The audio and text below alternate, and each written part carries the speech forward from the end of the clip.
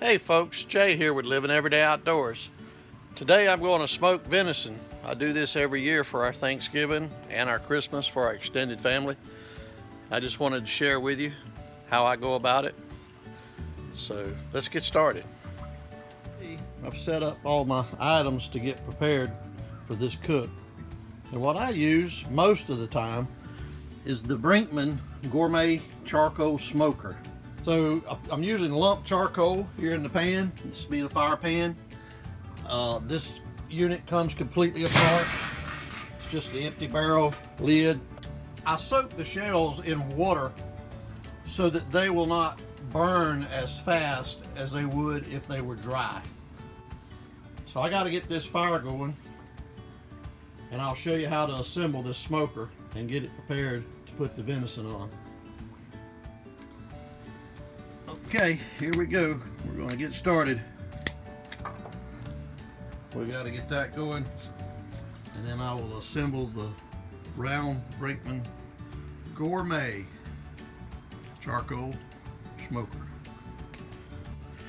Inside it has 3 lower tabs, and on these 3 lower tabs is where we'll put the water pan. Then we'll set the entire unit on top of the fire pan. That way I won't get burned trying to set the water pan inside of the barrel. Now you see it placed on the fire pan.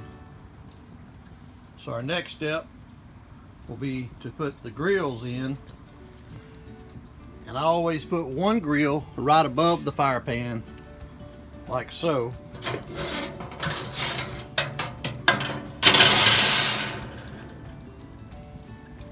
And then the second grill, it will hang in those upper tabs. On the Brinkman Gourmet Charcoal Smoker, you have a side plate door. And this is where you can see the fire down below. And it's also where you can add the wood or the items that you intend to smoke. And now today is something a little different. I've used hickory shells in the past, and I've used pecan shells. I've also used the actual wood from the tree. Today I'm going with the pecan shells that are soaking in water. I'll drain that water off and just put the shell inside to create the smoke.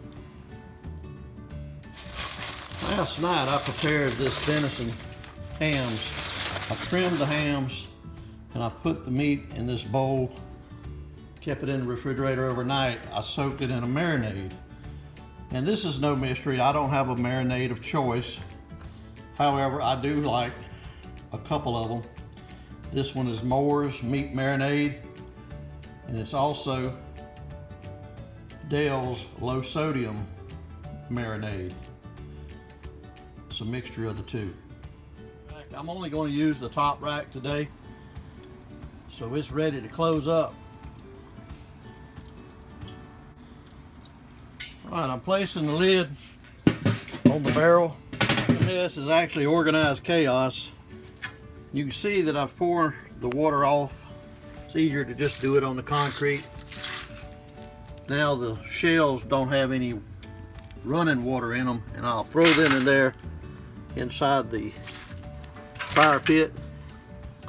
Already starting to smoke. Close it up. This temperature gauge is very important. We want it in the ideal, so it's building up, but as it's doing it, it's applying the smoke to the meat. And typically the smoke on the meat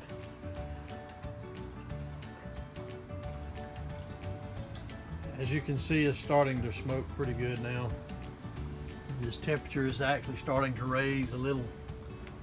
Still not where we need to be, but it'll get there. Okay, see, I told you we get it to the ideal cooking temperature. It's looking good. It smells fantastic. So by now you're asking, well, how do I know when the meat is ready? I want to show you. I'll take the end of a fork or spoon and press it. If it'll leave the print, like see how it's doing there, with just a little moisture coming out of it, it's ready. Because what happens with venison, see there, what happens with venison is it continues to cook even after you take it off the heat. So I'm going to plate this up and cut into a slice and show you what it should look like. So naturally the thinner pieces will cook faster, and as you saw I had some earlier, these were the thinner pieces and they are starting to dry out a little. But look here, I want you to take a good look at this. This is what a perfectly cooked smoked piece of venison should look like. If you look closely, you see this outer red bark. You see it's still got moisture inside. This meat is perfect, it's ready. I got to take the rest off the grill. Anyway, I just hope you enjoy what you saw, learned something from it. If you like it, give me a thumbs up, leave a comment, and if you haven't already, subscribe to the YouTube channel. Thanks for watching, and remember, keep living every day outdoors.